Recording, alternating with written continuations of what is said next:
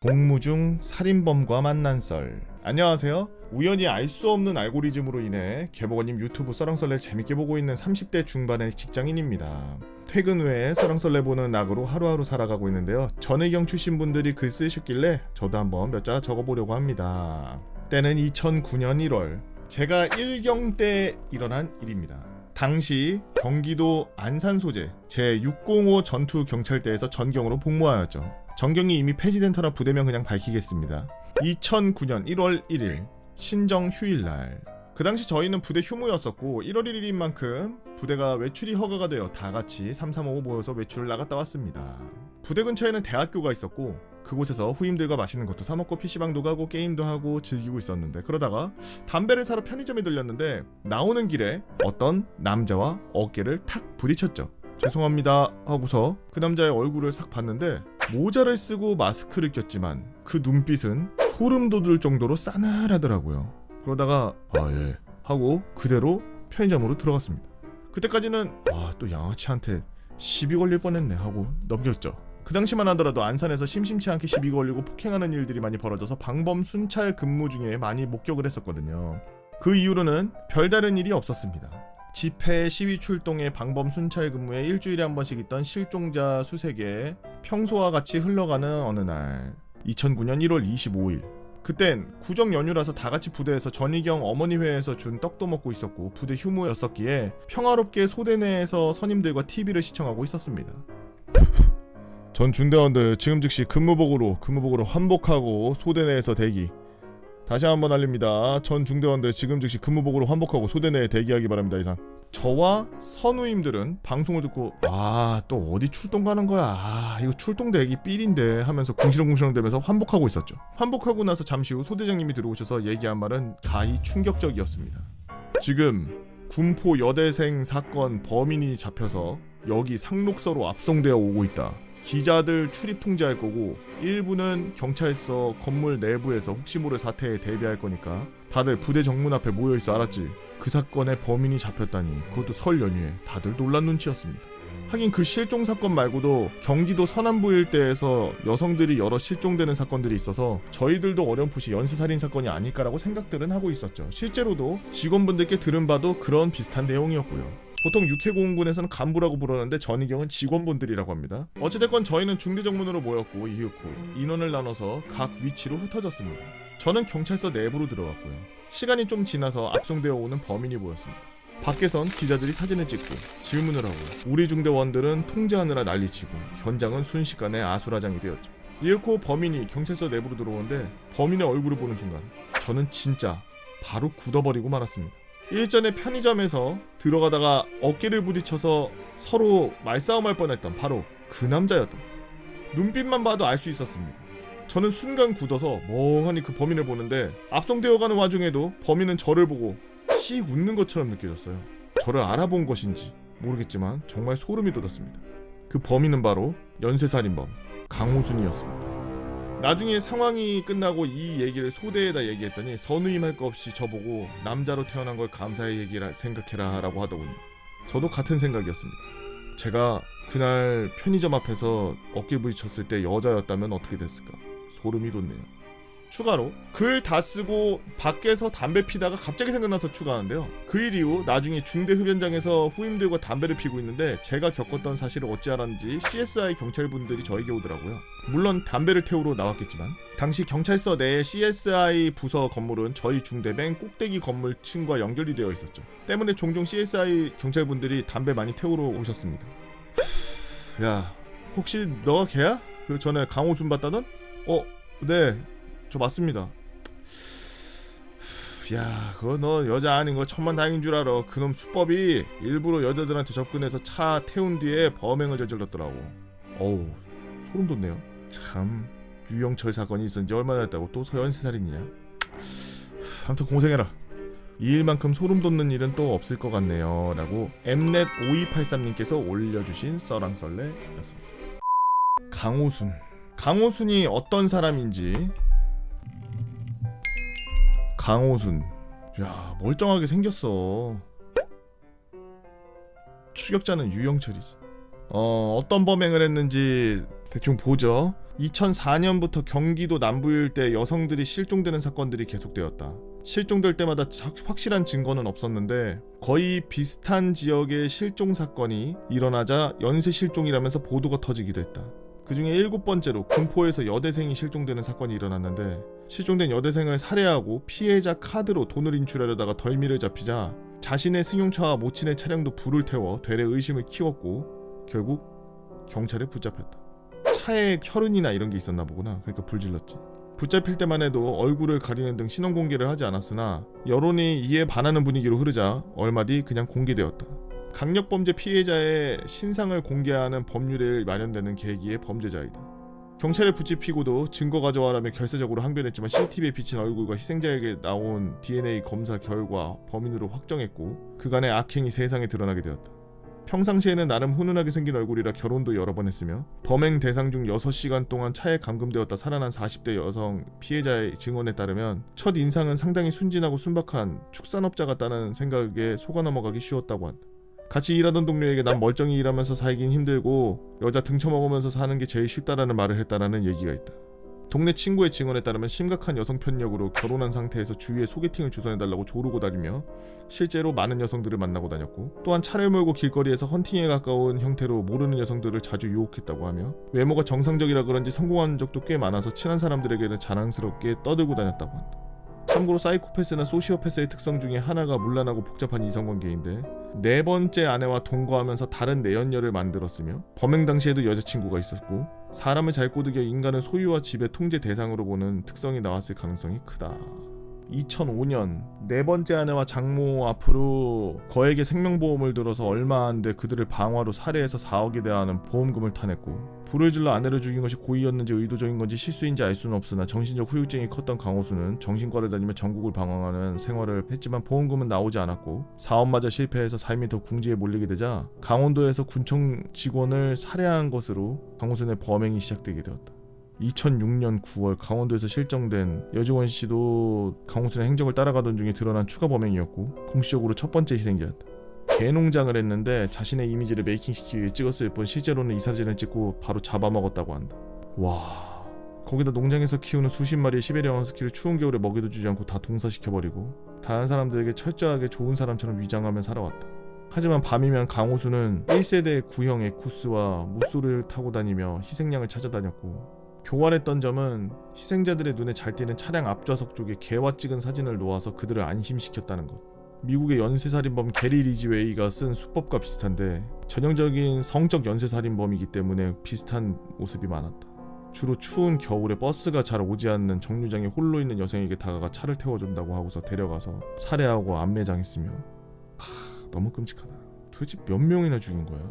그래서 재판 결과 사형이 선고되었고 사형 선고가 부합하다며 최후 진술을 마쳤고 상고를 포기함에 따라 사형이 확정되어 현재 사형수로 서울구치소의 독방에서 생활하고 있다. 참... 아니 저렇게 확실하게 범죄를 저질렀으면 좀 형을 집행을 해야 되는 게 아닌가. 뭐 우리나라에서 뭐 억울하게 잡혀 들어온 사람들도 있다고 해서 그런 게 조금 멈췄다고 하는데 빼도 박도 아닌 진짜 완전 증거까지 다 있고 했는데 참 피해자분들의 가족들은 어떤 고통 속에서 살지 진짜 가늠도 안 되네요. 하루하루 지옥일 텐데. 아 어지럽네. 잡혀서 다행이고 우리나라에서 범죄 저지르면은 못 도망쳐요 님들. 뭐 우리나라가 지금 땅이 이렇게 연결돼 있고 이러니까 뭐 어디 도망칠 수 있는 데 같지? 못 도망쳐. 여기 섬이야. 죄짓지 말고 순간적인 그런 화 때문에 혹은 계획적으로 누군가를 해하기 위해서 그런 범죄를 하지 마세요. 하고 나서 잡힌 다음에 본인 인생이 피해를 입은 사람보다 더 피폐해질 수 있으니까요. 자기도 그렇게 되기 싫으면 먼저 그런 걸 하지 마십시오.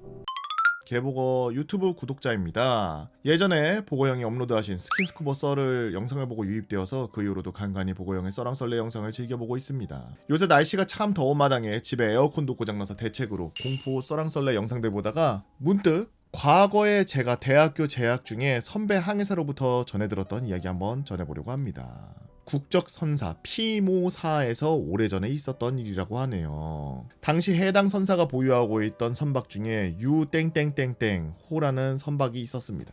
해당 선박은 선사 내에서도 유명한 노후선이었는데 이하 유호라고 칭할게요. 유호는 예전에 중국에서 건조된 유조선이었던 선박을 석탄이나 철광석 같은 광물을 운반하는 광탄선으로 개조한 배라 전체적인 선박 컨디션은 물론 갑판상을 지나는 각종 배수 라인이나 유압 라인, 선원들이 씻고 마시는 물인 청수가 지나가는 라인 등등등 모든 곳들이 성황 곳이라고는 찾아볼 수 없는 그야말로 메이드 인 차이나의 표본 같은 선박이었습니다. 게다가 유호는 선령도 25년도를 넘어서 사람 나이로 치자면 오늘 내일 하는 할배라 바다에 제대로 떠있는 게 신기할 정도였는데 이러한 리스크가 존재함에도 불구하고 회사가 이 선박을 계속 굴리는 이유가 이상하게도 이 배는 영업도 잘 되고 기름도 다른 선박들보다 훨씬 적게 먹는다는 이유였습니다. 그래도 워낙 똥배여서 해기사 및 선원들이 해당 선박에 승선하는 것을 기피하여 회사에서 1년만 더 하면서 문제의 선박을 운항 중이었는데 해당 선박이 남아프리카 희망봉을 지나던 와중 큰 사고가 터집니다. 기관실에서 유압라인 보수 작업을 진행 중이었는데 파이프 안이 전부 드레인, 내부의 액체나 기체를 밖으로 빼버리는 드레인이 완료된 줄 알고 화기를 사용하여 작업을 하다가 파이프 안에 고여있던 유증기가 폭발한 것이었죠. 현장에서 작업 중이던 2등 기관사는 날아온 파이프에 맞고 그 자리에서 즉사. 작업 지휘 중인 1등 기관사 및 작업 중이었던 조기장 등 각각 앞면에 3도 화상, 전신 2도 화상을 입을 정도로 대형 사고가 났습니다. 배에서 사망 사고가 났으니 내부 지침대로 사망한 2등 기관사의 시신을 선박의 냉동 고기창고 미트룸에 잠시 보관을 하고 급하게 뱃머리를 돌려서 남아공에서 부상당한 1등 기관사 및 조기장을 내려주고 사망한 2등 기관사의 유해도 잘 내려주고 유호는 다시 출항을 합니다. 배 분위기, 기관부의 분위기가 말 안 해도 아시리라 짐작되지만 선박에는 이미 화주, 클라이언트의 화물이 실려있는 상황이라 무섭긴 해도 일은 해야 되니까 3등 기관사랑 당직 기관수를 배치해서 이전처럼 정상적으로 당직 근무를 해나갔습니다. 근데 이상하게도 이전까지 멀쩡했던 기관들이 오작동을 일으키기 시작하더랍니다. 평상시에는 사용하지 않아서 항상 꺼두던 비상발전기가 갑자기 저 혼자 왕 하면서 돌고 하루에 정해진 시간에 딱 2번, 그것도 사람이 수동으로 작동해야 하는 빌지, 배제에 생기는 각종 오수들을 빼는 펌프가 야간에 지 멋대로 막 가동이 되고 말입니다. 이후에 기관사 및 기관부원들이 기계를 다 뜯어서 오버홀도 해보고 배전함도 열어서 배전 전선도 전부 다 따보고 뜯어보고 했는데 오작동의 원인을 찾을 수가 없었대요. 며칠 뒤 3등 기관사가 야간 당직을 서면서 기관실을 이리저리 돌아다니며 점검하던 도중 생각해보니까 오작동을 일으킨 기계들이 전부 사망한 2등 기관사가 생전에 담당했던 기계들임이 떠올라서 갑자기 소름이 쫙 돋더랍니다. 기분이 너무 찝찝해진 3등 기관사는 급히 순찰을 끝마치고 같이 당직을 서는 기관수가 있을 엔진 컨트롤룸에 올라가려는데 사람 모습이 기관실 기기들 사이로 싹 지나가더랍니다. 3등 기관사는 같이 당직서는 필리핀어 기관수인가 하고서 넘어가려는데 다시 생각해보니까 본인을 비롯한 기관사는 파란색 작업복, 그런 기관사들 밑에서 작업을 보좌하는 기관수들은 오렌지색 작업복으로 구별이 되어 있는데 아무리 생각해봐도 아까 본 거는 오렌지색이 아니어서 의아하게 생각하며 뭐 기관장 아재가 나 감시하러 내려왔나? 라고 하면서 별 생각 없이 슥 보니까 아래 발전기 쪽에 누가 서 있더랍니다. 근데 여기서 문제는 사람이 상체는 보이는데 하체가 안 보였대요. 아니 없었답니다. 거기다가 작업복 한쪽 팔을 걷어서 있는데 이게 사망한 2등 기관사가 생전 작업할 때 하던 버릇이었다는 거예요. 3등 기관사는 순간 얼어붙은 채로 그 자리를 서서 보고 있는데 그 순간 엔진 소리와 함께 키지도 않은 발전기가 칙칙칙칙칙칙 하면서 돌아가는 소리가 들리니까 겁에 질린 채로 미친듯이 계단을 뛰어올라 컨트롤룸까지 한 방에 뛰어 올라갔답니다. 이런 곳이 일반적으로 선박의 엔진 컨트롤룸이래요.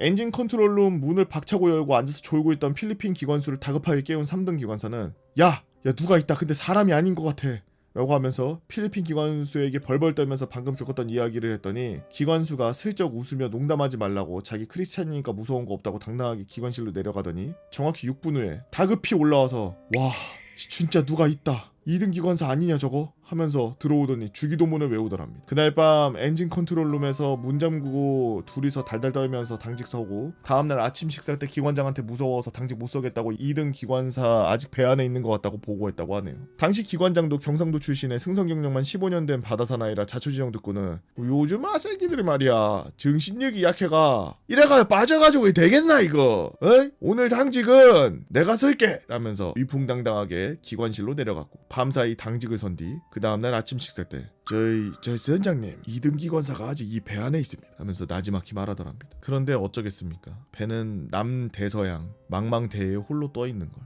그 사건 말고도 저에게 이 이야기를 알려준 당시 3등 항해사셨던 선배님은 선교에서 항해 당직을 서려던 중 담배를 피러 윙브리지라고 하는 이곳에 양쪽에 윙브리지에 여기 나가서 해당 선박은 아닙니다. 뭔가 거무스레한 게 연돌 배기가스 나오는 굴뚝 쪽에 서 있어서 뭐지 하고서 유심히 보는데 달빛이 살짝 비치니까 사람이더랍니다.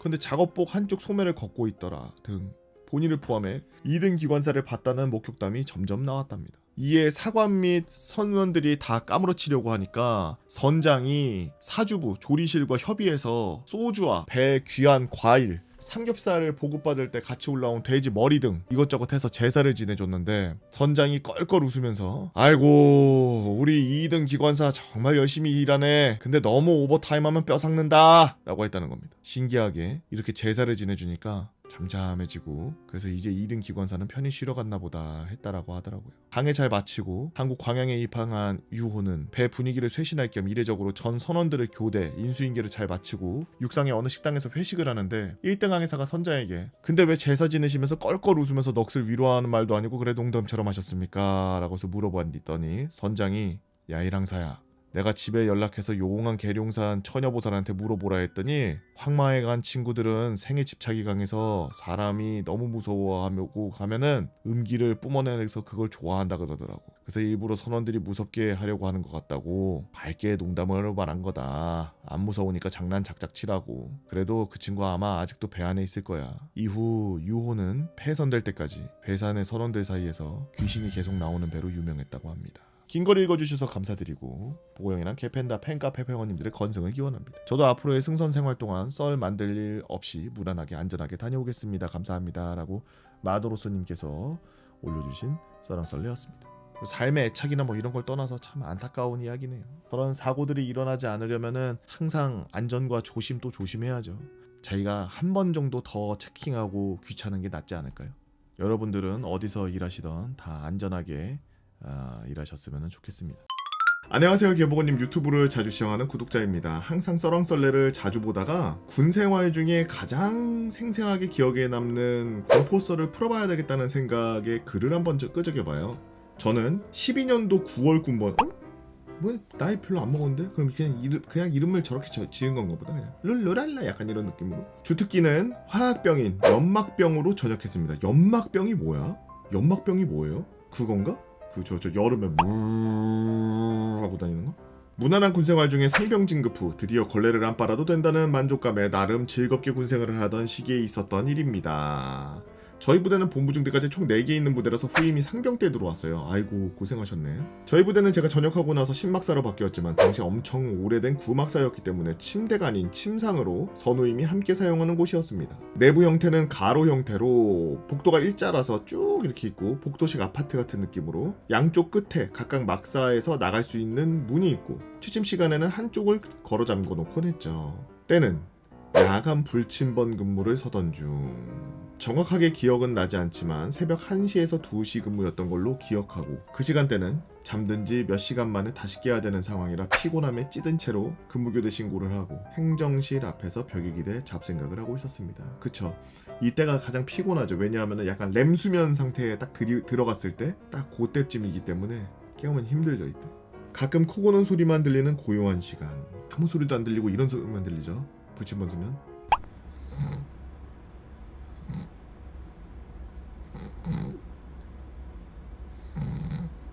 이런 소리만 들려요. 복도에.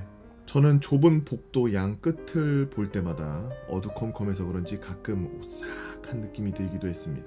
하지만 행정실에 당직 근무자와 부사관님이 있기에 무서울 건 없다 라는 생각을 갖고 있었는데 그때였습니다. 복도 끝 양쪽 문 중에 잠궈놓지 않은 곳을 바라보았는데 누가 서 있는 거예요. 처음에는 당직사관님이 순찰 나오셨나? 하고 나름 짬이 찼기에 슬렁슬렁 경례해야 되겠다 생각하면서 몸을 이렇게 틀어가지고 이렇게 경례하려고 정면을 바라보는 그때 최근 디지털 군복이 아닌 옛날 녹색 군복을 입고 방탄복을 착용하고 있는 남자가 그 문 밖에 서서 저를 보고 있는 것이었습니다. 순간적으로 저거 귀신인가? 생각했는데 그 이유는 비정상적으로 너무나 큰 눈 때문이었습니다. 눈이 얼마나 큰지 표현하자면 보통 사람의 눈은 타원형이잖아요. 근데 제가 본 귀신은 순도 100% 눈이 원형이었습니다. 거기에 그냥 검은 눈동자는 붓으로 점 찍은 느낌으로 있고 개구리 같기도 하고 이게 뭐라고 표현할 수 없는 약간 괴기한 얼굴에 심한 공포감이 들었습니다.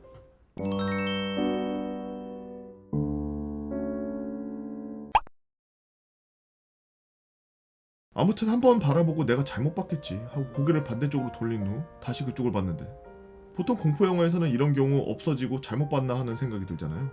숨어서 그대로 계속 저를 보고 있는 거예요. 그 순간 야 이거 진짜구나 하면서 아무 생각도 안 들고 계속 보고만 있었는데 저를 쳐다보는 상태로 옆 소대장실로 그대로 들어가더라고요. 이렇게. 그리고 행정반에 귀신을 봤다고 썰을 풀듯이 보고를 하고 다음날 부대원들에게도 얘기했습니다. 저는 그때 그 일이 커질 줄 생각을 하지 못했죠. 어느 부대나 귀신 썰은 있고 그 중에 하나라고 생각했습니다. 그 다음날 바로 전 중대장님이 호출하여 중대장실에 갔더니 충성! 상병 김땡땡 들어가도 되겠습니까? 들어와. 무슨 일 때문에 그러십니까? 너 귀신 봤다며. 어제 헛것인지 모르겠지만 그렇습니다. 야 땡땡아 혹시 나가고 싶어서 그러는 거야? 네 아닙니다. 저는 그냥 신기한 반 무서운 반으로 얘기했던 거지 전역하려고 한다거나 그런 생각 전혀 없습니다. 제가 2등병도 아니고 군생활도 나름 얼마 안 남았는데 그런 행동을 하는 게 말이 안 된다고 생각합니다. 그러면 다른 애들이 너 이야기 듣고 무서워할 수 있으니까 그 얘기 하지 마. 네 알겠습니다.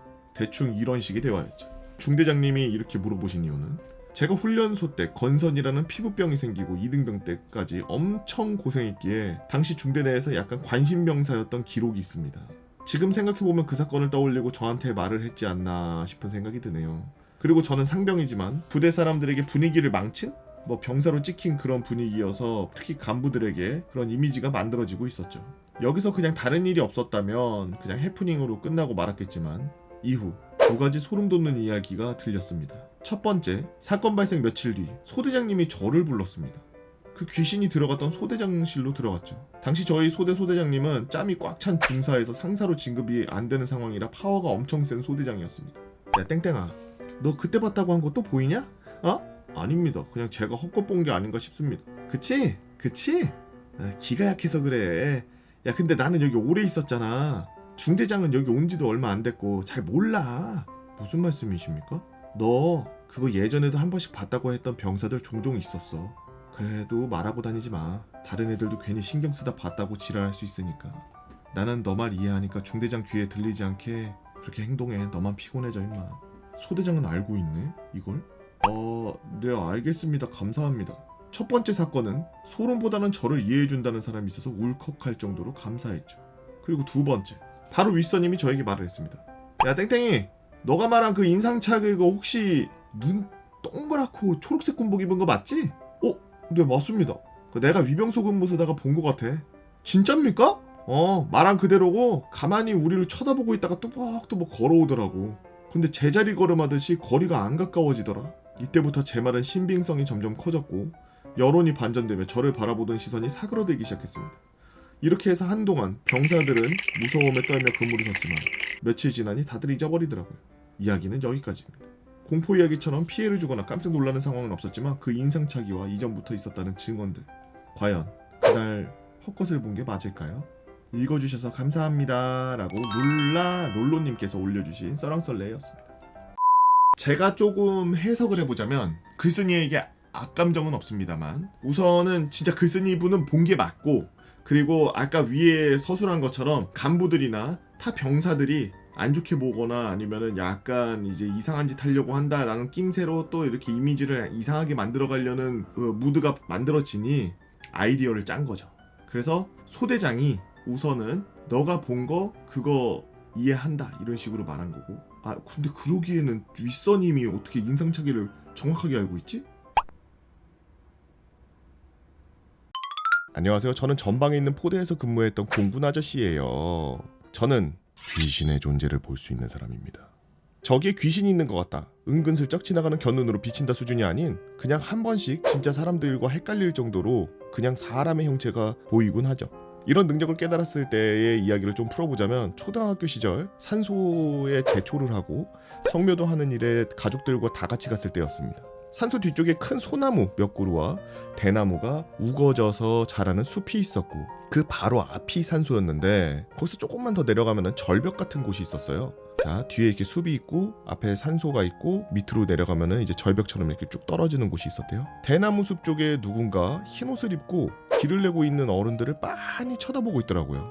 저는 순수한 마음으로 엄마, 저기 저 사람은 저기까지 어떻게 저렇게 빨리 갔어? 라고 물었고 어머니께서는 누구 큰아빠? 라면서 제일 앞에 길을 터오고 계시는 큰아버지를 가르쳤죠. 아니 저기 대나무 숲 옆에 서서 보고 있는 할머니. 어머니는 깜짝 놀라시며 할머니가 어디 있냐, 옷은 어떤 옷이냐, 어떻게 생겼냐 등 여러 가지를 물어보셨죠. 저는 제가 보이는 대로 설명을 드렸고 저기 무덤에 계시는 할아버지의 엄마인 것 같아 라고 말씀하셨습니다. 그 일이 있은 후 저는 주위에 서성거리는 많은 존재들을 의식하기 시작했고 애써 무시하며 살았습니다. 서론이 좀 길었네요. 저는 처음 훈련소에 입소했을 때부터 뭔가 심상치 않은 여러 존재들을 보며 훈련에 임했습니다. 공군 1대대를 나온 분들이라면 아실 텐데요. 자, 요렇게 연병장이 앞에 있고 니은자하고 영니은자로 되어 있는 1, 2 그리고 뒤에 기름통 이렇게 되어 있는 게 이제 1대대래요. 1번 건물을 사용했고 저는 그날은 안개가 짙게 내려앉은 어느 날 훈련소에 들어오면 한 번 이상은 하게 된다는 야간 당직 날이었습니다. 곤히 자고 있던 저에게 슬금슬금 다가와 저를 깨우는 전 당직병 소리. 야, 너 그 다음 근무야, 일어나. 야, 근무야, 일어나 빨리. 겨우 몸을 가누면서 일어나서 얼른 전투복으로 환복하고 1층 현관문에 위치했습니다. 현관문은 1번 건물의 안쪽 모서리에 위치했었고 여기 있었대요. 문이. 이 위치에서 근무를 서게 되면 문 바깥쪽을 경계하면서 근무를 서게 돼 있어서 자연스럽게 안개가 자욱한 문 너머를 주시하고 있어야 합니다. 문득 손목시계를 들여다보니 시간은 어느덧 3시 22분. 잠깐 시계를 들여다보느라 문 너머에서 시선을 떼고 시간을 확인하는 순간 갑자기 인기척이 느껴졌습니다. 너무나 갑작스러운 인기척에 깜짝 놀라 문 너머를 주시하는 그때 안개를 가르며 파란색 반팔 티셔츠에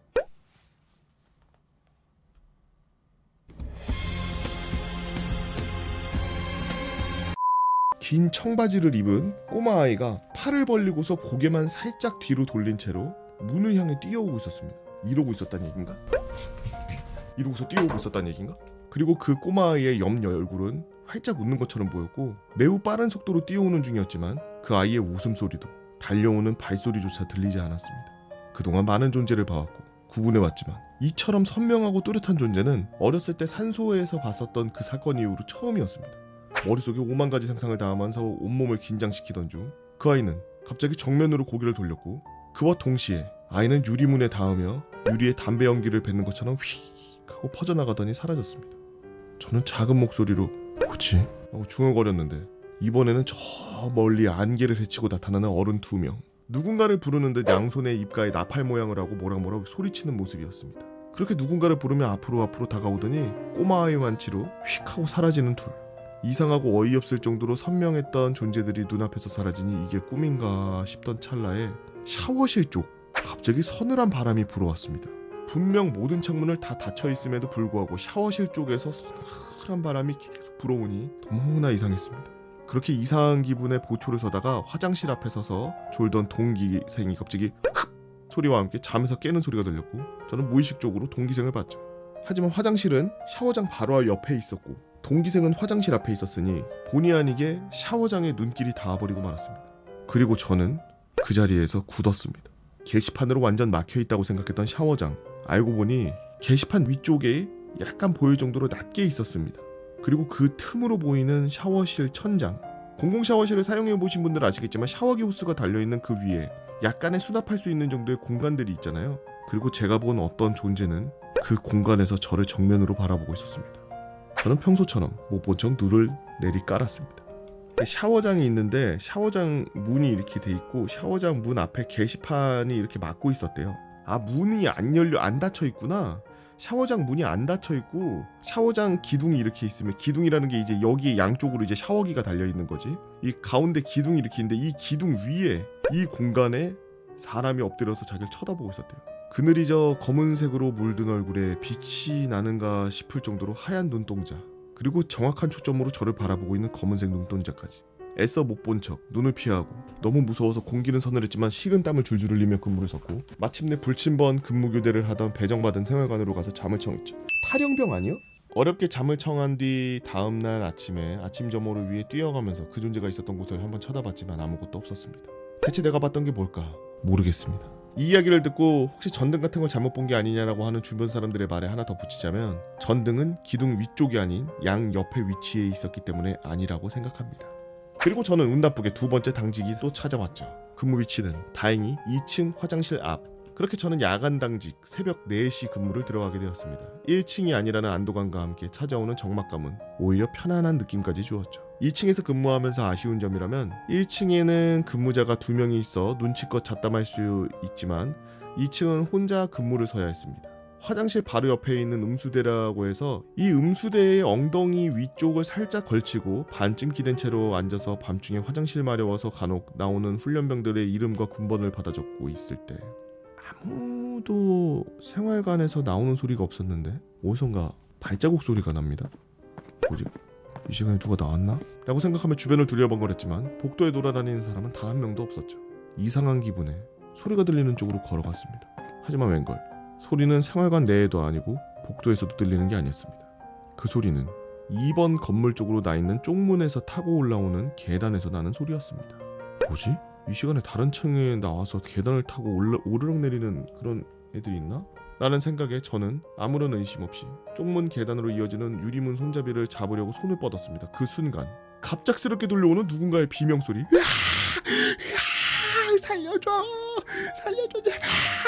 그리고 그와 동시에 들려오는 군홧발 소리. 멀어졌다 가까워졌다 멀어졌다 가까워졌다. 평소 같으면 문을 열고 무슨 일인가 싶어서 고개를 내밀었겠지만 첫 야간 당직 때의 일이 떠올라서 너무 소름 돋고 무섭고 귀를 찢는 듯한 목소리가 더해지니 더 이상 무엇을 할 수가 없었습니다. 저는 무릎을 꿇고 주저앉아서 양 귀를 틀어막았습니다. 그만 이렇게 중얼거리면서 소리가 계속 멈추기만을 바랬습니다. 그리고 잠시 후 2층 훈련병 무슨 일이야? 당직사관이었습니다. 가지고 있던 무전기에서 소리가 들렸죠. 그리고 정말 놀랍게도 그 무전이 들리자마자 제 주위가 완전히 고요해졌습니다. 저는 그 자리에서 당직사관에게 무전을 했습니다. 좋지 못한 소리를 들었습니다. 그 말에 당직사관이 불이 나게 저에게 왔고 어떤 소리였냐면 어디서 나는 소리인지 물었죠. 당직사관에게 말을 하려고 고개를 들었는데 다시 한번 그 자리에서 얼어붙었습니다. 제 눈앞에 좁은 계단으로 이어지는 유리문이 있었죠. 그 너머에 붉게 익어버린 피부에 머리카락이 불타서 하나도 없었으며 한쪽 눈꺼풀은 녹아서 눈이 붙어 있었고 나머지 한쪽 눈은 눈꺼풀이 없는 유리문에 바짝 붙어서 눈알만 아래로 내려서 주저앉은 저를 쳐다보고 있는 형체가 있었습니다. 그리고 작은 말소리가 들렸어요. 불이야. 그렇게 폐에 남아있는 마지막 숨을 내뱉듯 말을 하고 그대로 바닥으로 흘러내렸습니다. 그 모습을 본 저는 새파랗게 질려버렸고 당직사관은 왜 그러냐며 무슨 일이라고 저를 계속 흔들어 깨웠죠. 정신을 잃을 뻔하다가 간신히 부여잡은 정신줄로 당직사관과 함께 상황실로 내려갔습니다. 그곳에서 저는 옆에서 자다 깬 듯한 표정의 조교를 밖으로 내보내고 당직사관에게 조용히 방금 보았던 일들을 말해줬죠. 당직사관은 처음에는 믿지 못했고 저는 못 믿어도 되니까 그냥 들어만 달라고 하고 계속 말을 했습니다. 하지만 그게 끝이 아니었죠. 상황실에는 당직사관이 앉는 책상이 있었고 그 옆에는 시외 버스 터미널 창구 같은 게 있을 법한 의자 4개가 하나로 이어져 있는데 그 의자에 옷가지가 하나 놓여 있었습니다. 김땡땡 상사의 옷이었죠. 소매 끝이 살짝 그을려 까맣게 타 있었습니다. 말하는 김에 다 말해버려야 되겠다는 생각에 혹시 김땡땡 상사님이 1대대에 계십니까? 라고 물었고 당직사관 얼굴에 물음표를 먹으면서 갑자기 그분은 왜? 라면서 저에게 물었죠. 그분 혹시 1대대에서 근무하시다 순직하셨습니까? 라고 재차 물었습니다. 고개를 끄덕이며 모든 걸 이해했다는 표정으로 제게 말해주셨죠.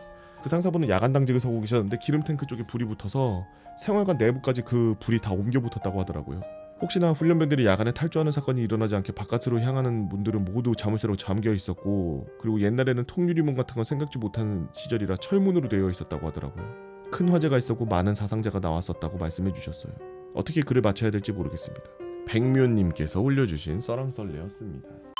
안녕하세요 보건님. 저는 올해 초 공군으로 군복무를 마치고 현재 복학생 화성 라이프를 즐기고 있는 대학생입니다. 제가 군생활 시절 겪었었던 이상한 일, 그 일에 대해 이야기해보려 합니다. 저는 공군의 모 비행단에서 대공포병으로 근무했습니다. 육군은 어떤지 모르겠으나 저희 비행단 같은 경우에는 본부의 대부분의 인원이 상주하고 12개의 포진지 중에 주요 위치를 방어하는 2개의 포진지에 3에서 5명 정도가 상주 인원을 배치하며 한 달간 생활했죠. 이걸 상번이라 그랬어요. 포진지에는 생활관도 딸려있죠. 와, 규모가 어마어마한가 보다. 한 번 상번하면 한 달간은 꼼짝없이 외부와 단절되는 것이기에 하기 싫어하는 사람들도 많았으나 침대를 너무나 사랑했던 저로서는 이보다 달달한 곳이 없었습니다. 거기에 사람 손을 잘 타는 귀여운 짬타이거까지 있으니 요양도 이런 요양이 없었죠.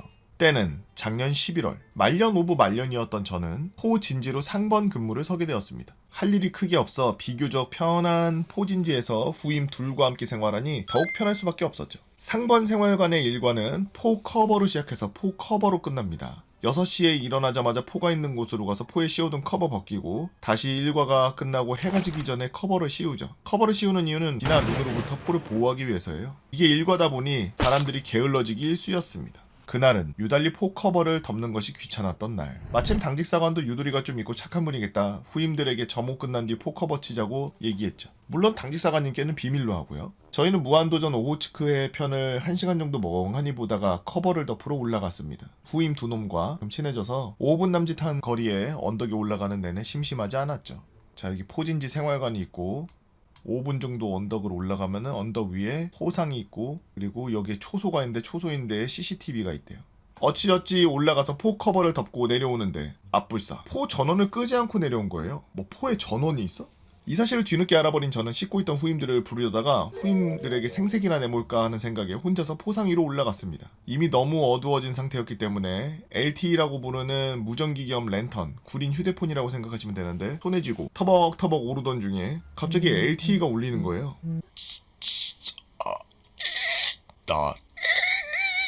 저는 대수롭지 않게 생각하며 연결을 끊었습니다. 저희 비행단은 공항 근처에 위치해 있어서 가끔 비행기나 관제탑의 주파수가 잡히면 무전 내용이 들리기도 했거든요.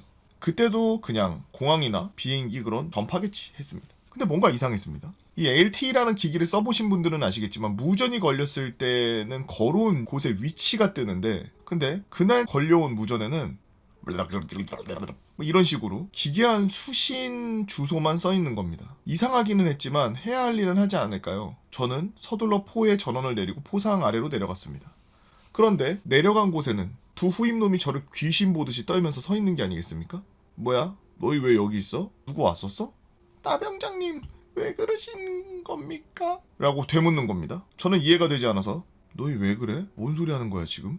그러자 A 후임이 뚜벅뚜벅 걸어가 본부에 연결된 전화기를 들더니 당직실에 전화를 걸어 당직사관에게 보고를 합니다. 나 땡땡 병장 지금 내려왔습니다. 예 알겠습니다 필승. 저는 그 장면을 보고 A 후임을 붙잡고 추궁했죠. 야 뭐 하는 거야 너 지금 포 커버 늦게 덮었다고 당직사관한테 꼰지르는 거야 뭐야? 제가 이렇게 물어대는데도 두 후임놈은 한마디도 하지 않고 눈을 대굴대굴 굴려가면서 제 눈을 피하기만 하더라고요. 마침 그때 당직사관의 차가 포진지에 들어섰고 늦게 포 덮어가지고 이제 꼼짝없이 혼나게 생겼구나 하고 잔뜩 졸아있는데 당직사관의 반응이 이상합니다. 너 괜찮냐?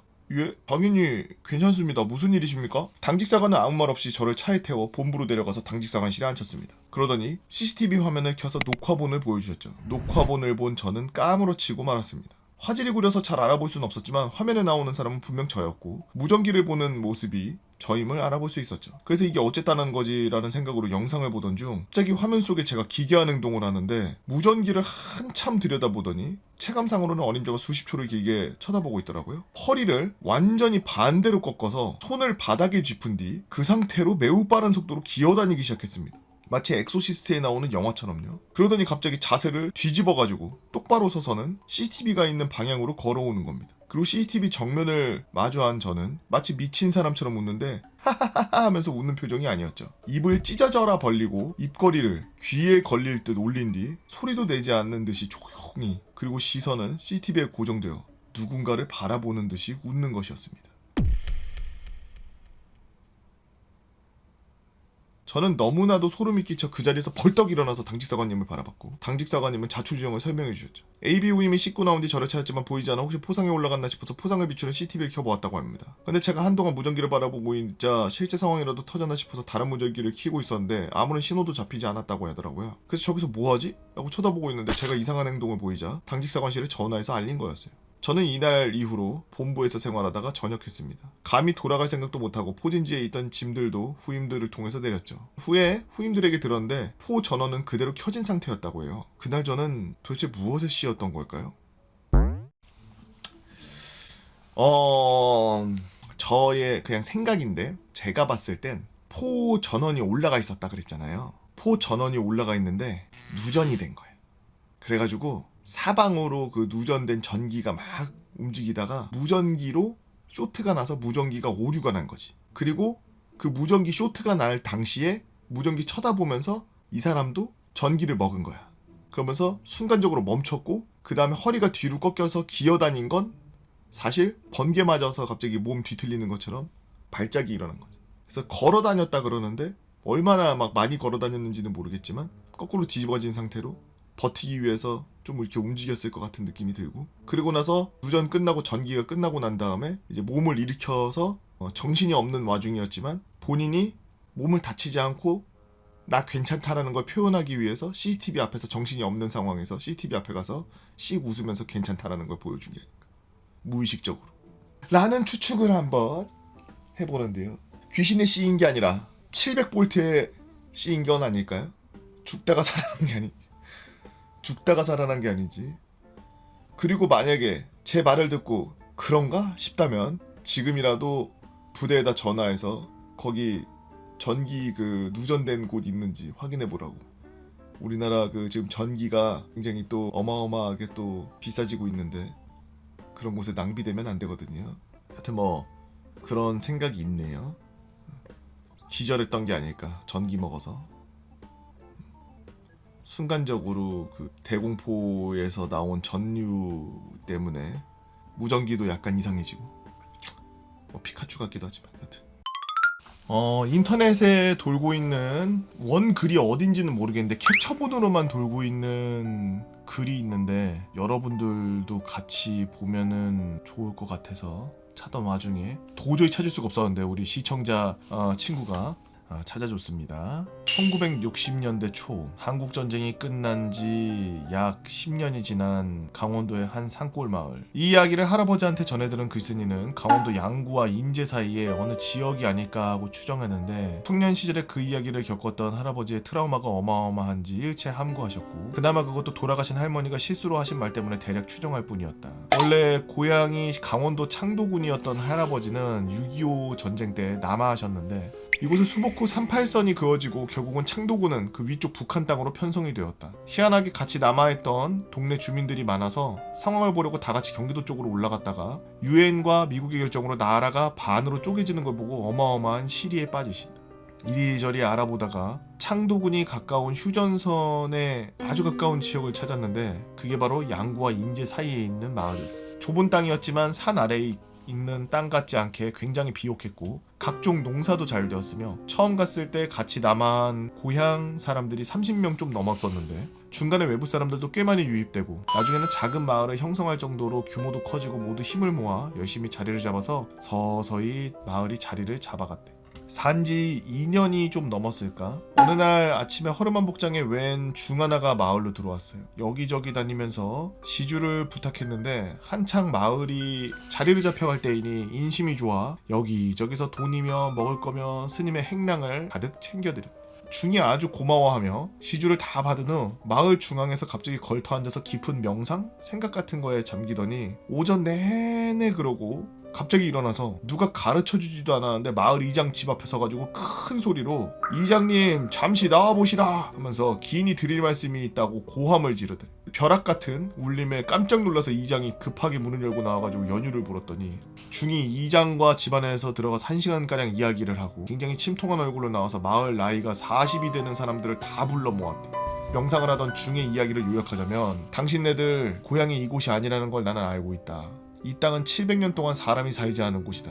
원래는 우거진 숲이었는데 어떤 영적인 인과에 의해 지금같이 사람이 살 수 있게 보이는 비옥한 땅으로 바뀌었다. 하지만 이곳의 주인들은 악귀들이다. 보통 원기나 악령과는 차원이 다른 존재들이며 그들은 지옥의 야차나 나찰 같은 무서운 요괴다. 자기들의 땅에 인간이 와서 털을 잡고 사물을 마음대로 바꾸고 땅을 뒤집으니 어찌 분노가 일지 않겠는가. 이를 지금 금제에 걸려 있어서 활동을 못하고 있을 뿐이지 곧 풀려날 것이다. 3주 안에 준비를 하고 달포가 되기 전에 마을을 떠나야 된다. 달포가 되기 전에 마을을 떠나지 않으면 마을은 피칠갑이 되리라. 그리고 단 한 사람도 살아남지 못하리라.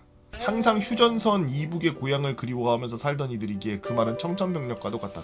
말을 마치고 중은 합장을 하고 한다는 말이 내가 천기누설을 한 것이다. 전쟁 이후 시주를 다니는데 이렇게 부처님을 위해 자비와 정성의 마음으로 보시하는 마을은 이곳뿐이었다. 목에 걸고 있는 큰 염주와 흰색 한지 그리고 기이한 문양이 그려진 종이 몇 개를 주며 이것을 달포 안에 요사스러운 기운에 의해 사람이 죽어나가는 걸 최대한 방지하는 것이니 간직을 하고 달포가 지난 후에는 그것으로도 죽음을 면하기가 어려울 테니 어서 준비해야 된다. 말을 마치고 중이 쓸쓸히 뒤돌아 떠나기 시작하고 자리에서 이야기를 전해들은 마을 어른들은 넋이 나가서 중의 뒤통수만 멍하니 쳐다보고 있는데 갑자기 이장이 달려와서 중의 바지가랑이를 붙잡고 엎어지면서 엉엉 울면서 사정을 했다.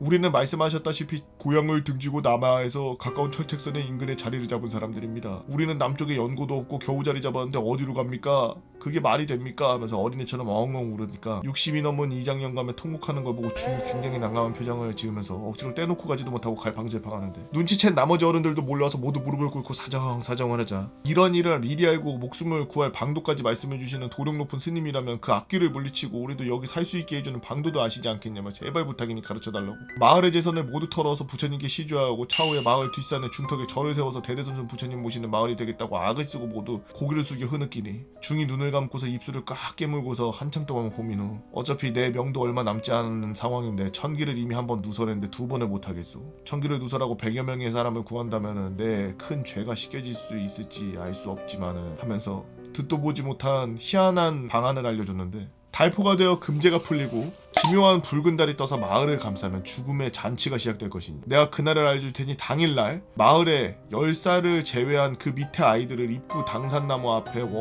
둥글게 원을 만들어 앉게 하고 그때가 축시 새벽 1시 반이 되어서 시작되었을 때 앉은 채로 손을 마주 잡고 첫 닭이 여러 번 울고 동이 트는 묘시 새벽 5시가 되면 요괴들이 하늘의 명을 받아 땅속에 700년간 봉인될 것이니 그 이후에는 당신들 말처럼 천기에 의해 인간이 살 수 있는 땅으로 바뀌게 되니 먼 훗날 요괴가 봉인에 풀리더라도 해하지 못하고 지옥으로 사라질 것이다. 단 그 의식을 하는 동안 절대로 아이들은 감은 눈을 떠서도 안 되고 서로 잡은 손을 놓아도 안 된다. 만약 이를 지키지 않는다면 처음 말한 대로 사람들은 단 한 사람도 살아남지 못하리라.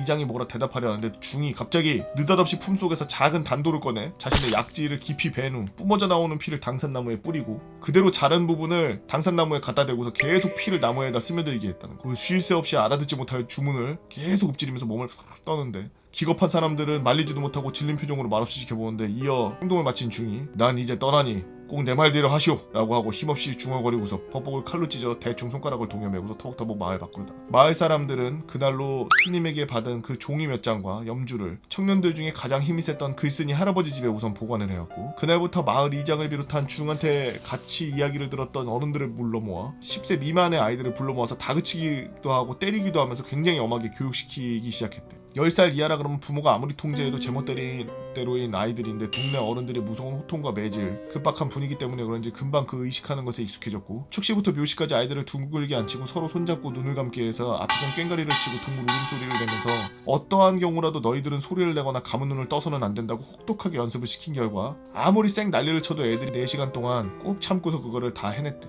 글쓴이의 조부는 그 꼴을 보면서 야 그냥 이런 마을은 좀 이제 떠나야 되지 않나? 아이들한테까지 저렇게 몹쓸 짓을 시키면서 아이고 하면서 고민을 많이 하고 있는데 너무 무섭기도 하고 달포가 다가오는데 갑자기 마을에 소나 닭, 개가 갑자기 막 죽어나가고 여름이라 들끓던 파리와 모기까지 극성이던 쥐까지 자취를 감추는 등 갑자기 이상한 일들이 막 일어나기 시작하는데 피가 스며든 당산나무를 유심히 지켜보던 남자가 갑자기 개거품을 물고 쓰러지고 마을에서 멀리 떨어진 다른 곳에 큰 무당까지 불러왔는데 무당이 당산나무와 마을을 한번 밖에서 훑어보더니 어휴 이건 내가 모시는 신이 감당할 일이 아니다. 어떻게 지옥 위에 마을이 생겼는가라는 알 수 없는 말을 하고 입구에 들어오지도 않고 그대로 주랑랑을 치는 일이 발생했고 그 의식을 치르는 날이 되고 일찌감치 동네들은 이장집에 모여다가 축시가 임박하자 그 당산나무에 모두 모여서 손을 잡고 앉아서 이장이 엄하게 단속 후 어른들은 각자 집에 들어가서 문을 꼭꼭 걸어잠그고 마을의 닭이 모조리 죽어버려서 악귀를 쫓는다는 흰 개 몇 마리와 닭을 미리 준비해서 이장의 집안에 묶어놓았고 이때 글쓴이의 조부는 너무 무섭고 이 행동들이 소름이 돋았는데 이상하게 의식이고 뭐고 계속 여기 있다가는 절대로 살아남지 못하겠다는 생각이 갑자기 강력하게 들었다고요.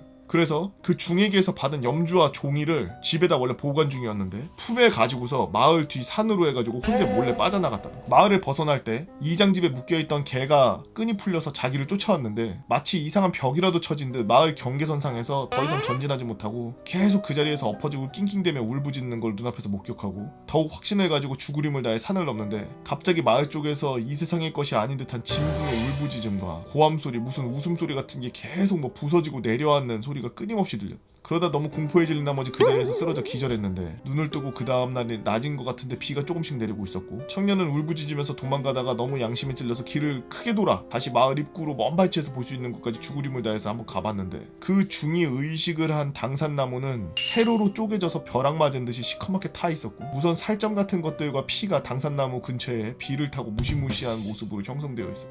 마을의 집들은 모조리 폭삭 내려앉아 있었으며 멀리서도 참혹한 풍경이 보였고 그 자리에 앉아서 대성통곡하는 와중에 마을에서 이상한 기운이 흘러나와 정신을 차리고 겨우 도망쳤다고. 글쓴 할아버지는 제주도로 내려가서 평생 죽을 때까지 그곳에서만 사셨는데 자식들에게 말하지도 않고 할머니한테만 얘기하고 할머니가 돌아가시기 전에 그걸 가족들에게 털어놓고 돌아가셨기에 글쓴이도 알게 되었다고 합니다. 자식들은 당연히 무슨 말이냐면 아무도 믿지 않는데 큰 고모가 어릴 적에 할아버지가 물건을 보관해두는 창고에 호랗게 변한 이상한 문양이 적힌 종이 몇 개를 본 적이 있다고 해서 친척과 글쓴이들 사이에서 큰 논란이 되기도 했고 할아버지가 몇 년 전 돌아가시고 너무 기억이 남아서 이야기를 써봅니다. 저는 이런 한국적 오컬트 이야기들을 참 좋아해요. 이게 진짜인지 아닌지는 알 수 없습니다만 이 글이 신기하게도 원글을 본 적이 없어요. 다 캡처본으로만 돌아다니고 어디에서 온 글인지는 모르겠는데 아주 기승전결이 완벽한 그런 글이라고 생각이 되고 뭐 주작이다 뭐 주작이 아니다 뭐 이렇게 말씀하시는 분들 계시는데 모든 걸 팩트와 주작으로만 판단하는 이분법으로만 사는 거는 굉장히 피곤할 수 있어요. 한 번쯤은 실제로 있었지 않았을까 하면서 상상력을 자극하고 한 번 정도는 팩트가 아니더라도 주작인 것 같더라도 믿어보면서 오늘도 이 부자리에다 오줌을 싸보는 건 어떨까요? 유바. 유튜브로만 보다가 이렇게 필력이 부족한 제가 글을 쓰게 될 줄 몰랐어요. 제가 겪어온 파란만장한 인생설 중에 하나를 한번 풀어볼까 합니다. 여러분들에게 재미가 있을지 잘 모르겠네요. 만약 이 글이 썰랑썰레로 올라가게 된다면 유튜브 구독 꼭 부탁드립니다. 때는 제가 중학교 1학년 때, 지금으로부터 약 12년 전, MSG는 전혀 없습니다. 부모님의 권유로 중학교 1학년 1학기 재학 중에 한국을 떠나서 큰 이모의 지인이신 필리핀 바기오에 있는 목사님과 사모님이 거주하시는 한인 빌라에서 홈스테이를 하며 필리핀에서 학교를 다니고 있을 때였죠. 제가 다니던 학교는 한인 빌라에서 택시 타고 30분 정도 걸리는 꽤 먼 곳에 있었습니다. 참고로 다녔던 학교는 사립학교였는데 사립학교다 보니 치안도 좋고 교육의 질도 굉장히 좋았죠. 애들도 초등학교 1학년 때부터 영어를 배우다 보니 필리핀식 억양을 제외하면 애들이 영어를 모국어처럼 잘 사용했어요. 저는 가서 ESL 과정을 3개월 코스 밟고 초등학교 6학년으로 입학해 초등학교 졸업까지 마쳤습니다. 초등학교를 졸업할 때쯤 프롬이라는 가면 무도회를 하는데 무도회다 보니 정장을 빌려야만 했습니다. 근데 초등학생이 정장이 어디 있어요? 바기오의 세션로드라는 위치에서 상가들이 즐비해 있는 곳에 한참을 더 안쪽으로 들어가면 정장을 빌려주는 샵이 있다 그래서 필리핀 친구가 말해주더라고요. 저는 혼자 가기 무서우니 그 친구와 다른 한 명의 필리핀, 스페인 혼혈 친구를 데리고 학교 끝나자마자 세션로드로 가기로 했습니다. 정장을 빌리기 위해 대체로 이런 어두운 분위기 속에 위치한 상가에 도착했죠. 별로 안 어두운데 우리나라 그 용산 선인상가 같은 느낌인데? 저 안으로 들어가면 지하상가처럼 생긴 곳이 있습니다. 용산도요. 기억상 정장샵이 한 3층쯤에 있었던 걸로 기억을 해요. 2시간 정도 고생하다가 겨우겨우 제 신체에 맞는 정장을 찾아서 예약하는데 성공했습니다. 저는 친구들과 정장을 예약하고 밥을 먹기 위해서 밝은 분위기의 SM 마트로 향했습니다. 세션로드에서 그리 멀지 않은 곳에 위치하여 있다 보니 저희는 걸어서 SM 대형 쇼핑몰로 가서 식사까지 마치고 택시를 타고 집으로 돌아가려고 했죠. 사건은 여기서 시작됩니다. 제가 친구들과 함께 예약해두었던 정장샵에서 필리핀 친구 한 명이 보증서에 사인을 하고 보증금을 맡기고 가는 것을 까먹고 그대로 나왔다고 하더라고요. 저와 사인을 마친 다른 친구는 그 친구를 위해 다시 음침한 던전으로 돌아갔죠. 어찌저찌 사인을 다 하고 보증금을 맡기자 그 친구가 저와 제 친구에게 고맙다고 하더라고요. 자기도 필리핀 사람이지만 여기에는 혼자 들어가는 게 진짜 무섭다고요. 한 명은 저와 정반대에 위치한 곳에 살고 있었고 다른 한 명은 저와 가까운 위치에 살던 친구였습니다. 그래서 저는 가까이 사는 친구와 함께 집으로 가기로 했죠. 대략 시간은 4시에서 6시 사이. 세션로드에서 택시를 잡아서 집으로 가려고 했습니다. 근데 그날은 유독 택시가 너무 안 잡혔어요. 택시 하나를 혼혈 친구와 함께 겨우겨우 잡았는데 택시 치고는 아무런 문양이 없더라고요. 여기서 이 택시를 절대 타지 말았어야 했습니다. 회사 이름이 적혀있는 택시나 혹은 개인 택시여도 자신의 얼굴이 걸린 택시 운전 자격증이 있어야 할 위치에 자격증 같은 게 전혀 없더라고요. 그리고 택시 기사가 가달라는 곳으로는 안 가고 전혀 다른 위치로 빙빙 둘러서 가길래 저와 제 친구는 이상한 낌새를 눈치챘습니다. 빨간 신호에 차가 멈춰서자 제 친구가 물었죠. 이 택시 지금 우리가 알던 방향이랑 가는 게 전혀 다른데 삥 둘러가고 있는 것 같은데 맞아요? 우리 그냥 여기서 계산하고 내릴게요. 갑자기 택시기사가 갑자기 화를 내더라고요. 아, 내가 가는 길이 맞아. 아니 그냥 차라리 내릴게요. 다른 택시 탈 테니까 하면서 내리려고 하자 촥! 아까까지만 해도 열려있던 택시의 문이 그냥 닫혀버리더라고요. 옛날에 그 차량들 아시죠? 이렇게 생겨먹은 차량이요. 저 꼭다리인데 위에가 올라갔다 내려왔다 하는 건데 그게 갑자기 팍 하면서 내려가더라고요. 창문도 열기 위해서 저 손잡이를 헉헉거리면서 돌려가면서 내려야 됐고요. 저는 항상 차멀미를 하다 보니까 택시에 타면 저 손잡이를 열심히 돌려서 창문을 내린 상태로 탔습니다. 친구가 실랑이를 하다가 잠긴 차 문을 열고 나가려고 하자 앞에 운전하고 있던 택시기사가 따갈로그인지 일루까노인지 하여튼 필리핀어로 뭐라고 소리를 빽 하고 질렀습니다. 그 순간 뒷좌석과 연결돼 있던 트렁크에서 숨어있던 사람 하나가 휙 하고 튀어나왔습니다. 그 사람은 수건을 들고 있었는데 그 수건의 용도는 저희들을 납치할 때 숨을 못 쉬게 하려고 사용하려고 했다거나 혹은 입을 막아버릴 때 쓰려고 한 것 같았습니다. 저희는 뒤 트렁크에서 사람이 나타나자 고래고래 소리 지르며 차문을 열려고 했죠. 저 차는 개조된 차량이라 그런지 손으로 들어올리면 자꾸 자동으로 잠겨버리더라고요. 그래서 빨간불인데다가 차도 멈춰있겠다 수건을 든 사람을 학교 끝날 때부터 들고 있었던 실내화 가방으로 때리고 열린 창문 사이로 몸을 삐집고 넣어서 점프했습니다. 친구도 다행히 정신을 차렸는지 소리를 지르다 말고 저랑 똑같이 창문으로 뛰어내리더라고요. 저희는 곧장 사람들을 향해 도움을 청했습니다. 저희가 탈출하자마자 그 택시는 바로 도망갔습니다. 그런 일이 있고 난 이후 저는 필리핀 택시를 탈 때 항상 뒤 트렁크나 운전 자격증, 법인 택시인지 아닌지 꼼꼼히 체크하고 탔죠. 여러분들도 필리핀에 여행 가시게 되면은 택시를 타실 때 트렁크 꼭 체크하세요. 저 트렁크에 보이지 않게 수그리고 누워서 기회를 엿보는 납치범들이 좀 있었습니다. 제가 탔던 그 택시의 납치범들이 멍청해서 망정이지 똑똑했으면 저희는 어떻게 되었을지 생각만 해도 정말 아찔하네요. 제가 살던 한인 빌라 강도 사건으로부터 시작해서 목사님과 함께 들어간 은행에서 강도를 만나 현금 다 털린 썰, 집 앞에 들개들 놀러왔다가 들개 주인에게 총 맞을 뻔한 썰, 대낮부터 마약한 사람이 휘두른 칼에 맞을 뻔한 썰, 안전장치 없는 사가다 동굴 여행하다가 발 헛디뎌서 동굴 절벽 아래로 떨어질 뻔한 것 등 필리핀에서 목숨을 한 10개 정도는 쓰고 온 것 같습니다. 필리핀은 다시 방문하고 싶지 않은 나라지만 때로는 향수에 젖는 그런 나라이기도 해요. 필리핀에서 죽을 뻔한 것보다 한국에서 헛짓하다가 죽을 뻔한 게 더 많기는 합니다. 칼리토스님께서 올려주신 썰랑썰레였습니다. 그 안양 사시는 분들은 아실 텐데 그 안양에 예전에 그 환전소가 있어요. 외화 환전소였는지 무슨 백화점 상품권 환전소였는지 하여튼 환전소가 하나 있었는데 그 도둑놈 둘이서 들어가가지고 그 환전소에 있던 여직원분을 해치고서 그 다음에 거기 있는 거 돈 1억 얼마인가를 들고서 날랐어요. 근데 그걸 수사하는 와중에 얘네가 이미 공항을 빠져나가서 그 외국으로 튄 거야. 그 와중에. 그러니까 엄청나게 계획적이었던 거지. 이미 그거 거길 털자마자 바로 공항으로 간 거야.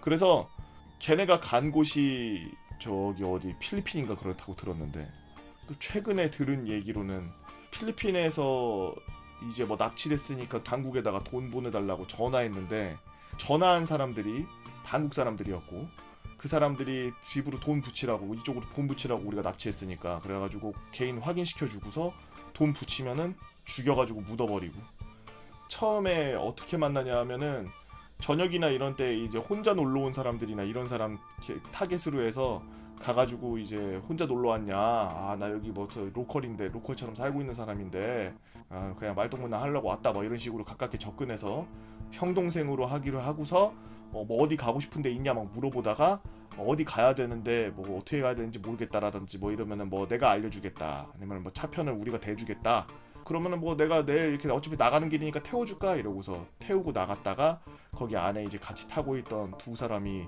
총이나 칼로 겨누고서 돈을 훔치고 그 납치해가지고 저 한국에다가 전화 걸어서 가족들한테 돈 뜯고 새끼들이 잡혔어요. 근데 그 새끼들이 누구냐? 그 안양에서 여직원 그 해치고서 거기 돈 들고서 튀었던 놈들이야. 걔네들이 잡혔더라고. 피해자가 한둘이 아니. 여러분들도 외국에 혼자 나가서 뭐 여행하는 거 뭐 젊은 날에 한 번 정도 해볼 수 있어요. 뭐 지금은 뭐 코로나라서 못합니다만 코로나 이전까지만 해도 사람들이 어마어마하게 막 진짜 막 가슴속에 품고 있는 그런 꿈 중에 하나, 위시리스트 중에 하나가 이제 혼자서 뭐 배낭여행으로 외국을 한번 여행 가보는 거 막 이런 것들인데 정말 항상 생각하셔야 되는 게 모든 나라 사람들이 다 친절하고 진짜 드라마틱하게 그렇게 해줄 거라는 상상은 버리세요. 우리나라는 전 세계에서 치안율이 제일 좋은 나라예요. 이딴 나라가? 라고 하는데 이딴 나라가 1등이에요. 이게 뭔 뜻이냐? 외국은 지옥이란 얘기입니다. 밤에 나가지도 못해요. 밤에 나가서 술 마시고 있다?